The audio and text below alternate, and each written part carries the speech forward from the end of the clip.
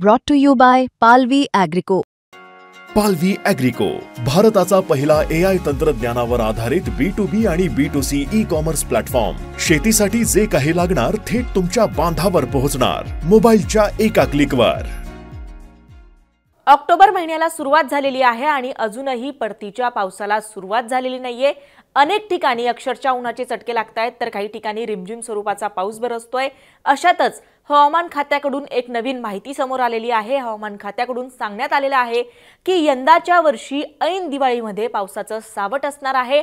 ऐन दिवाळीत परतीचा पाऊस असणार आहे. त्यामुळे दिवाळीत अनेक जिल्ह्यांमध्ये पावसाचा कहर सुद्धा बघायला मिळणार आहे.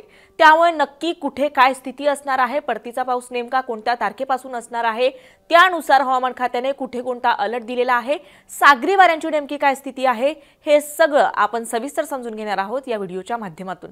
नमस्कार, मी छाया आणि आपण पाहताय वेदर रिपोर्ट. तर आता माझ्या पाठीमागे आपण बघू शकतो की अरबी समुद्रामध्ये जे यंदाच्या वर्षीचं सगळ्यात मोठं चक्रीवादळ तयार झालेलं होतं, ज्याला शक्ती चक्रीवादळ असं नाव देण्यात आलेलं होतं, त्या शक्ती चक्रीवादळाची तीव्रता कमी होऊन कमी दाबाच्या क्षेत्रामध्ये त्याचं रूपांतरण झालेलं आहे. त्यामुळे गेल्या काही दिवसांपासून ह्या शक्ती चक्रीवादळाचा परिणाम म्हणून महाराष्ट्रावर पावसाचं सावट आहे किंवा महाराष्ट्रात मुसळधार स्वरूपाचा पाऊस बरसेल असं सांगितलं जात होतं. मात्र ह्या चक्रीवादळाची तीव्रता कमी झाल्यामुळे पावसाचा जो धोका आहे तो मागच्या काही दिवसांपासून महाराष्ट्रावरून ओसरलेला आहे. आणि इकडे सुद्धा आपण बघू शकतो की बंगालच्या उपसागरातही कुठल्याही प्रकारचं लो प्रेशर तयार झालेलं नाहीये, कुठल्याही प्रकारचा कमी दाबाचा क्षेत्र दिसत नाहीये.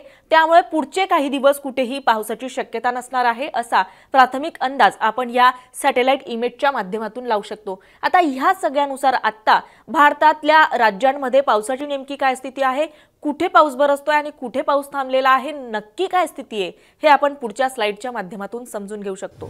तर आता माझ्या पाठीमागे या इमेजमध्ये आपण बघू शकतो की तामिळनाडू असेल, कर्नाटक असेल, या दोन राज्यांना हवामान खात्याकडून ऑरेंज अलर्ट देण्यात आलेला आहे.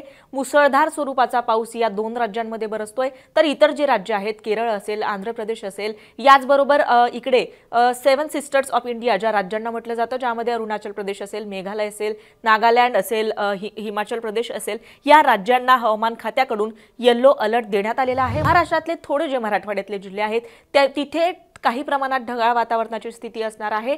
त्यानुसार नेमकी नक्की कुठे काय स्थिती असेल, महाराष्ट्रात कुठे कोणता अलर्ट दिलेला आहे, हे सुद्धा समजून घेणं महत्त्वाचं आहे. मात्र त्याआधी हवामान खात्याने नक्की काय म्हटलेलं आहे, कारण अगदी सुरुवातीलाच मी उल्लेख केला की महाराष्ट्रात यंदाच्या वर्षी दिवाळीत पाऊस पडण्याची शक्यता हवामान खात्याकडून वर्तवली जाते. त्यामुळे कुठे नक्की कोणता अलर्ट असणार आहे हे जाणून घेण्यापूर्वी हवामान खात्याने या संदर्भात स्पेसिफिक काय म्हटलेलं आहे ते सुद्धा ट्विट मी तुम्हाला वाचून दाखवणार आहे. तर मुंबई रेंजने हे ट्विट केलेलं आहे, ज्यामध्ये सांगण्यात आलेलं आहे, IMD will soon declare monsoon withdrawal in next 24 to 36 hours.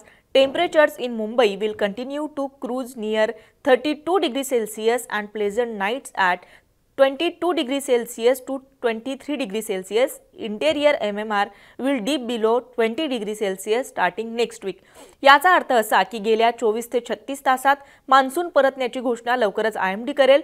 मुंबईतील तापमान 32 अंश सेल्सिअसच्या आसपास राहील आणि 22 ते 23 अंश सेल्सिअस रात्री आल्हाददायक राहतील. पुढील आठवड्यापासून अंतर्गत MMR तापमान 20 अंश सेल्सिअसच्या खाली जाईल असं सुद्धा मुंबई रेंजने सांगितलेलं आहे. आणि यानुसार ऑल इंडिया वेदरने सुद्धा एक ट्विट केलेलं आहे, ज्यामध्ये नक्की पावसाची काय स्थिती असणार आहे त्या संदर्भातलं डिक्लेरेशन जे आहे ते ऑल इंडिया वेदरने केलेलं आहे. ऑल इंडिया वेदरने ट्विट करत म्हटलेलं आहे, intense cyclonic systems likely to impact south India during 18th to 25th October, remain watchful.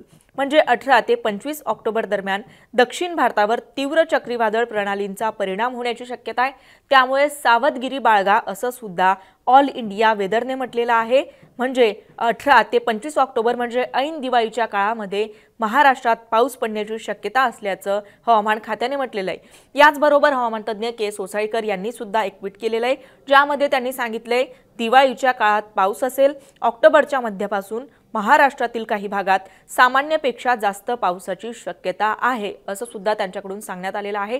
म्हणजे महाराष्ट्रातल्या काही भागांमध्ये, खास करून मध्य महाराष्ट्रातला काही भाग असेल, विदर्भातला काही भाग असेल, उत्तर महाराष्ट्र असेल, या सगळ्या भागांमध्ये ऑक्टोबरच्या मध्यापासून म्हणजे IMDने यापूर्वी सांगितल्याप्रमाणे की 18 तारखेपासून 18 ऑक्टोबरपासून महाराष्ट्रात पाऊस पडण्याची शक्यता असणार आहे। आता यानुसार पुढचे काही दिवस कुठे कोणता अलर्ट हवामान खात्याकडून देण्यात आलेला आहे ते सुद्धा आपण पुढच्या स्लाइड्सच्या माध्यमातून समजून घेऊ शकतो। तर आता या इमेजमध्ये आपण बघू शकतो की आज हवामान खात्याने कुठल्याही प्रकारचा अलर्ट कोणत्या जिल्ह्याला दिलेला नाहीये। सिंधुदुर्ग आणि कोल्हापुराची स्थिती जर आपण बघितली तर काही अंशी इथे रिमझिम स्वरूपाचा पाऊस बरसू शकतो, मात्र इथे सुद्धा कोणताही अलर्ट हवामान खात्याकडून देण्यात आलेला नाहीये। काही ठिकाणी ढगाळ स्वरूपाचं वातावरण असण्याची शक्यता असणार आहे, मात्र शेवटी कुठेही रेड किंवा ऑरेंज किंवा येलो अलर्ट सुद्धा हवामान खात्याकडून देण्यात आलेला नाहीये। यानुसार आता तुमच्या भागात स्थिती आहे का? तुमच्या भागात रिमझिम स्वरूपाचा पाऊस पडतोय की उन्हाचे चटके लागताय किंवा काय स्थिती आहे नक्की हे आम्हाला कमेंट करून नक्की कळवा। तर आता 11 ऑक्टोबरची नेमकी काय स्थिती असेल ते सुद्धा तुम्ही या मॅपच्या माध्यमातून समजून घेऊ शकता। तर आता स्क्रीनवर दिसत असलेल्या या इमेजनुसार 11 ऑक्टोबरलाही महाराष्ट्रातल्या कुठल्याच भागात पावसाची कुठलीही शक्यता हवामान खात्याकडून वर्तवण्यात आलेली नाहीये। 12 ऑक्टोबरची काय स्थिती असणार आहे तर 12 ऑक्टोबरला सुद्धा महाराष्ट्रातल्या कोणत्याही भागाला कोणताही अलर्ट हवामान खात्याकडून देण्यात आलेला नाहीये। आता 13 ऑक्टोबरची काय स्थिती असेल तर आता स्क्रीनवर आपण बघू शकतो की इथून पुढच्या चौथ्या दिवशी म्हणजे 13 ऑक्टोबरला सुद्धा महाराष्ट्रातल्या कुठल्याच भागात पावसाची कोणतीही शक्यता हवामान खात्याकडून वर्तवण्यात आलेली नाहीये। आणि 14 ऑक्टोबरची काय स्थिती असणार आहे तर 14 ऑक्टोबरला सुद्धा महाराष्ट्रातल्या कोणत्याच भागात पावसाची शक्यता नसल्याचं हवामान खात्याने हे मॅप जारी करत म्हटलेलं आहे। म्हणजे इथून पुढचे 5 दिवस, सलग 5 दिवस महाराष्ट्रातल्या कोणत्याच भागात पावसाची शक्यता नसणार आहे। त्यामुळे अनेक भागांमध्ये उन्हाचे चटके सुद्धा लागू शकतात। काही ठिकाणी ढगाळ स्वरूपाचं वातावरण असेल, हलक्या स्वरूपात रिमझिम स्वरूपाचा पाऊस बरसू शकतो, मात्र पूरस्थिती निर्माण होईल किंवा पाणी साठेल अशा प्रकारचा पाऊस कुठेही पडण्याची कोणतीही शक्यता नसल्याचं हवामान खात्याने हे ट्वीट जारी करत याचबरोबर या मॅपच्या माध्यमातून स्पष्टपणे सांगितले। शेवटी वातावरणाची स्थिती सातत्याने बदलत असते, ढगांची स्थिती बदलत असते, त्यानुसार मे बी असं सुद्धा होऊ शकतं की पुढच्या काही दिवसात आत्ता अलर्ट दिलेला नसला तरी पुढच्या काही दिवसात पाऊस बरसण्याची शक्यता सुद्धा निर्माण होऊ शकते।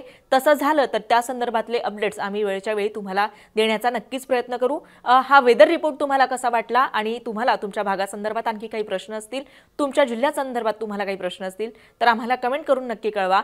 आणि मुंबई तकला जर आपण नवीन असाल तर मुंबई तक चॅनलला सबस्क्राइब करायला विसरू नका। हा व्हिडिओ पाहिल्याबद्दल धन्यवाद।